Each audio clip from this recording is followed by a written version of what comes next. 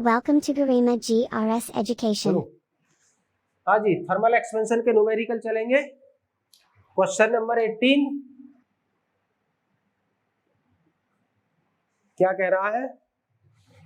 यदि ammonia gas का क्वथनांक 0 डिग्री सेंटीग्रेड मान लिया जाए और द्रव अमोनिया के वाष्पन के लिए आवश्यक गुप्त ऊष्मा 0 डिग्री सेंटीग्रेड के जल के हिमीकरण से प्राप्त हो, तो गणना करके बताइए कि 200 किलोग्राम बर्फ जमाने के लिए अमोनिया की कितनी मात्रा का वाष्पीकरण करना होगा।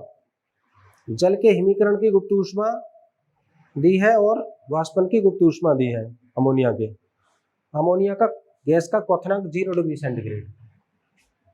तो इसका बॉइलिंग पॉइंट ऑफ NH3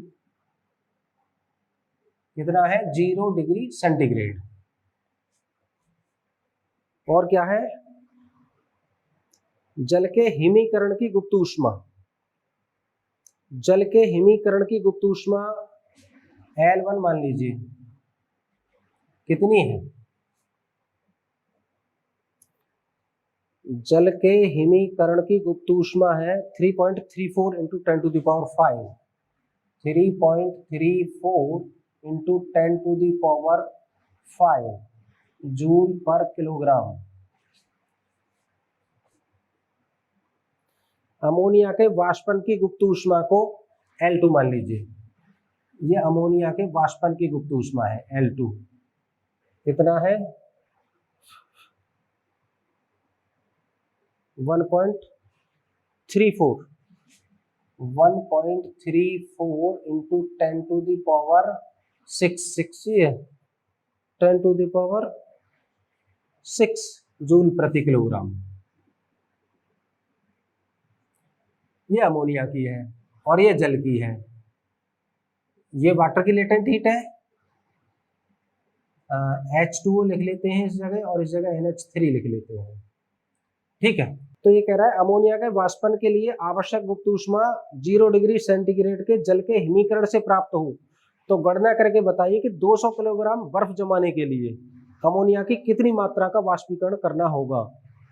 यानी 200 किलोग्राम बर्फ जमानी है हमें। इसका मतलब है कि M1 200 किलोग्राम। M1 क्यों? क्योंकि हमने वाटर की लेटेंट हीट मानी है ये L1, तो अब बर्फ तो पानी से ही जमेगी, तो इसको भी M1 मानना पड़ेगा। 200 किलोग्राम जल है। अब यह है अमोनिया का द्रव्यमान निकालना है M2, कितनी अमोनिया का वाष्पीकरण करना होगा। ये देखिए, ये है हमारे पास 0 डिग्री सेंटीग्रेड का जल। इसमें थोड़ा समझने वाली बात है, ये 0 डिग्री सेंटीग्रेड का जल है और इसकी बर्फ जमानी है हमको 0 डिग्री सेंटीग्रेड के जल की। तो इसमें से हमें इसको हीट चाहिए, हीट दी जाए या ली जाए, लेटेंट हीट निकालनी पड़ेगी। और ये कहां से मिलेगी हमें? अमोनिया के वाष्पीकरण से। यानी इस हीट को निकाल करके हम अमोनिया का वाष्पीकरण करेंगे और इसका द्रव अमोनिया है, इसका टेम्परेचर 0 डिग्री सेल्सियस है और इसका वाष्पीकरण, कितनी अमोनिया का वाष्पीकरण हो जाएगा? तो और इसका BP भी 0 डिग्री सेंटीग्रेड है, तो टेम्परेचर बढ़ने की तो दोनों में कोई बात नहीं ना, इसमें घटेगा टेम्परेचर, बर्फ का भी, बर्फ जमेगी तो उसका टेम्परेचर भी 0 डिग्री सेंटीग्रेड होगा। दैट मीन्स इसको M1L1 हीट की निकालने की आवश्यकता होगी और इसको M2L2 हीट देने की आवश्यकता होती, जिससे कि यह वाष्प में चेंज हो जाए, यानी चेंज ऑफ स्टेट है दोनों में। तो यहां लिखेंगे तो कितनी अमोनिया चाहिए हमको कि जो 200 किलोग्राम जल को जमा सके। इसका मतलब 200 किलोग्राम जल की जो हीट है वो कितनी अमोनिया को एवोपोरेट कर देगी। तो ये वाष्पीकृत जो कर देगी वो होगा M1L1 is equal to M2L2, क्योंकि दोनों की Q बराबर है ना, Q बराबर ML होता है, यहाँ भी Q1 बराबर M1L1 और Q2 बराबर M2L2। तो M2 हमको निकालना है, तो M2 is equal to M1L1 upon L2 और m1 कितना है 200 और L1 कितना है 3.34 इंटू 10⁵ अपॉन L2 1.34 इंटू 10⁶। तो m2 हो जाएगा, अब 200 की मल्टीप्लाई 3.34 में,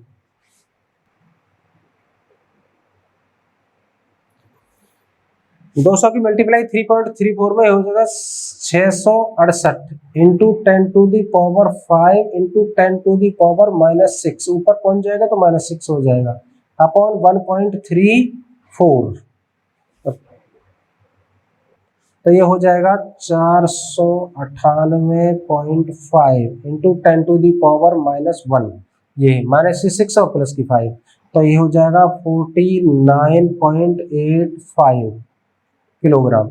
इतनी अमोनिया का वाष्पीकरण करने की आवश्यकता होगी, जल के हिमीकरण से प्राप्त होती है तो, और जल के हिमीकरण से ही प्राप्त हो रही है ये। तो इसको 200 किलोग्राम जल को जमाने के लिए 49.85 किलोग्राम अमोनिया वाष्पीकृत हो जाएगी। सही है, ठीक। अब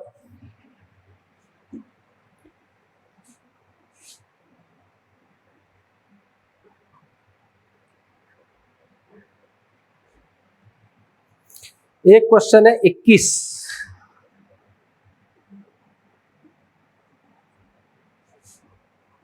-20 डिग्री सेंटीग्रेड पर 50 ग्राम बर्फ का चूरा एक बीकर में रखा गया है और स्थिर दर से ऊष्मा देकर गर्म करना प्रारंभ किया गया।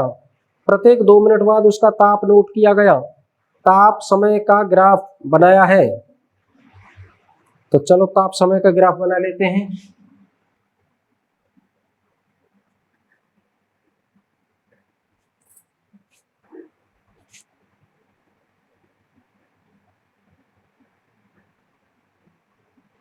ये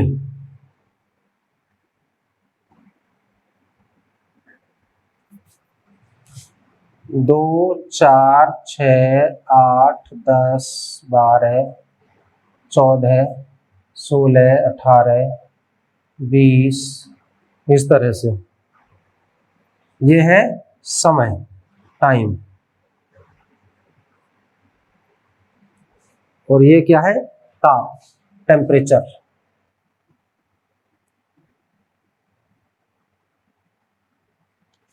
-20 -10 0 10 20 30 40 50 60 70 80 90 और बढ़ाइए 100, इस तरह से ए से बी तक। बी पे क्या है 0,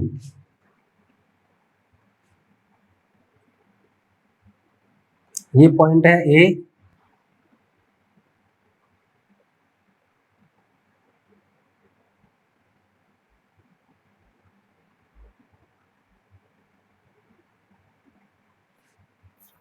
बी, ये है बी, और सी 9 पर है।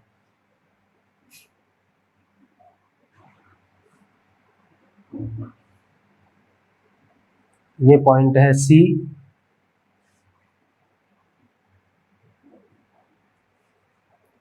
और सी के बाद में डी 100 पे है।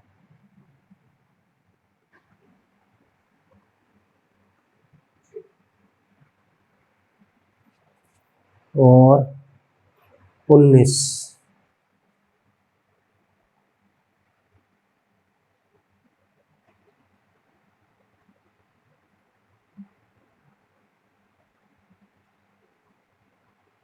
ये, और फिर ई, ये डी है, ये ई है। ये ग्राफ है। तो क्वेश्चन है ग्राफ के आधार पर ज्ञात कीजिए बर्फ के प्रति मिनट, बर्फ में प्रति मिनट जाने वाली ऊष्मा, बर्फ की विशिष्ट ऊष्मा दे रखी है इसने 0.5 कैलोरी पर ग्राम डिग्री सेंटीग्रेड। बर्फ की विशिष्ट ऊष्मा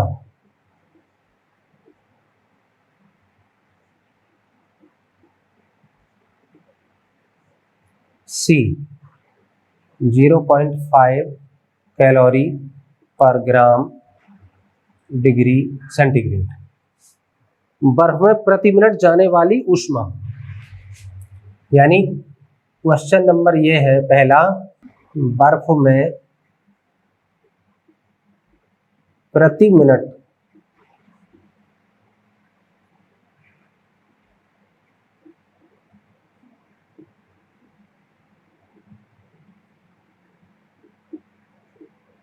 जाने वाली ऊष्मा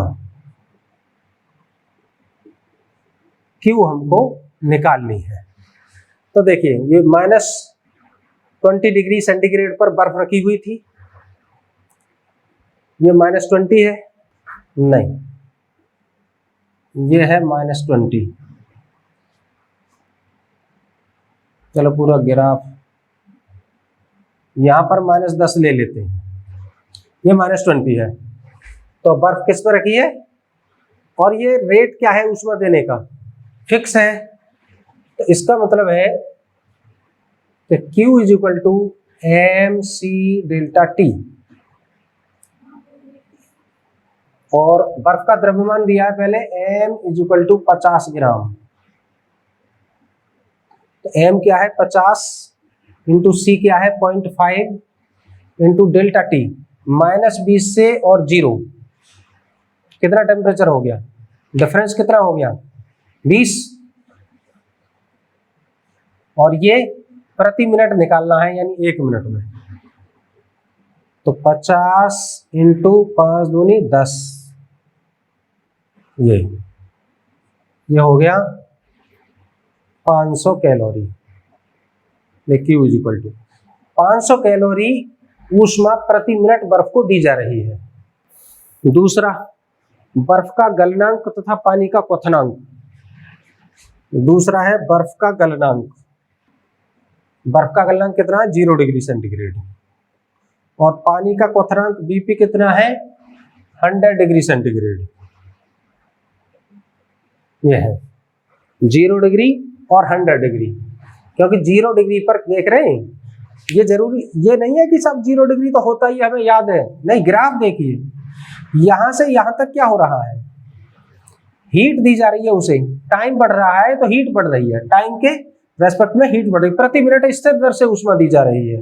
लेकिन यहां से यहां तक उसका टेम्परेचर बढ़ा, यहाँ के B और C ग्राफ ये बताता है कि टेम्परेचर नहीं बढ़ रहा है जबकि ऊष्मा दी जा रही है, इसका मतलब वो गल गई है बर्फ और उसकी ये लेटेंट हीट है, और फिर बॉयल करने फिर टेम्परेचर बढ़ा है, टेम्परेचर तो y अक्ष पे बढ़ेगा जब ग्राफ ऊंचाई को प्राप्त होगा। अब तीसरा क्वेश्चन, थर्ड, बर्फ की गुप्त ऊष्मा latent heat. Latent heat of ice. तो लेटेंट हीट कितनी है बर्फ की ml, किसी की भी गुप्त ऊष्मा ml होती है, m कितना है 50 ग्राम, नहीं यहां तो गुप्त ऊष्मा निकालिए L is equal to Q upon M। अब Q कितनी है, 1 मिनट में कितनी दी जा रही है 500 कैलोरी, 1 मिनट में 500 कैलोरी इंटू मिनट कितनी हो गई गुप्त ऊष्मा के लिए, देखो यहां से लगाइए 9 - 1 8 अपॉन M 50। अब 0 से कट गई 0 और 5 से 10 बार, ये 80 आ गई, और 80 में क्या है कैलोरी पर ग्राम, 80 कैलोरी प्रति ग्राम बर्फ की गुप्त ऊष्मा है। गुप्त ऊष्मा का मतलब कि बर्फ की अवस्था परिवर्तित कर रही है इतनी ऊष्मा, क्योंकि यहां भी आइस लिक्विड में है और यहां भी पानी लिक्विड में है। तो इतनी जो हीट है बीसी जो ग्राफ बता रहा है, यानी 8 मिनट हो गई इस ग्राफ को, बी और सी के बीच में टाइम डिफरेंस है 8 मिनट का, 9-1, तो 8 मिनट में जब 1 मिनट में 500 कैलोरी जा रही है तो 8 मिनट में 500 इंटू 8 और अपॉन m, 50 ग्राम ही तो बर्फ है। तो लेटेंट हीट ऑफ आइस ये हो गई, बर्फ की गुप्त ऊष्मा। अब जल की विशिष्ट ऊष्मा, चौथा question, fourth, specific heat of water, जल की विशिष्ट ऊष्मा यानी C निकालनी है हमको। फॉर्मूला क्या होता है, Q is equal to M C delta T, और C इज इक्वल टू हो जाएगा Q upon M delta T, और C is equal to Q कितनी हो जाएगी, देखिए अब जल की विशिष्ट ऊष्मा, यहां पर भी जल है, यहां पर भी D पर भी जल है, D के बाद वाष्पीकृत हो जाएगा, अवस्था परिवर्तित हो जाएगी क्योंकि टेम्परेचर नहीं बढ़ेगा और हीट दी जा रही है लगातार। तो Q कितना है ये निकालना पड़ेगा।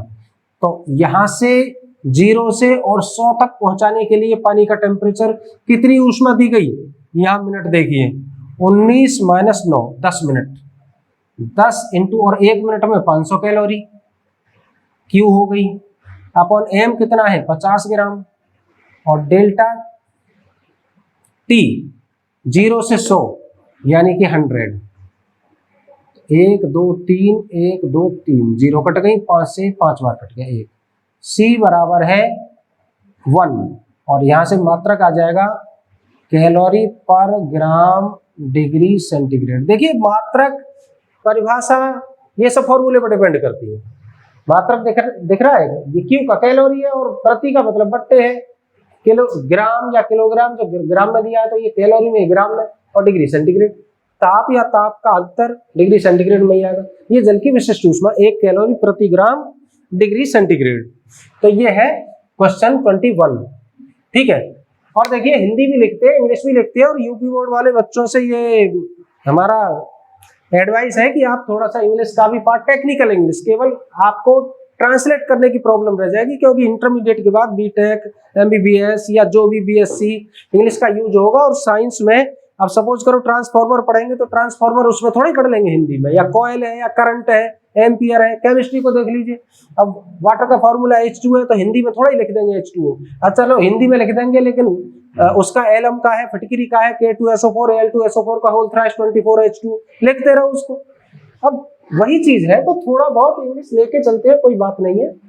अब ताप को टेम्परेचर कह दिया है, समय को टाइम कह दिया, ऐसे ही आदत पड़ जाएगी, ठीक है।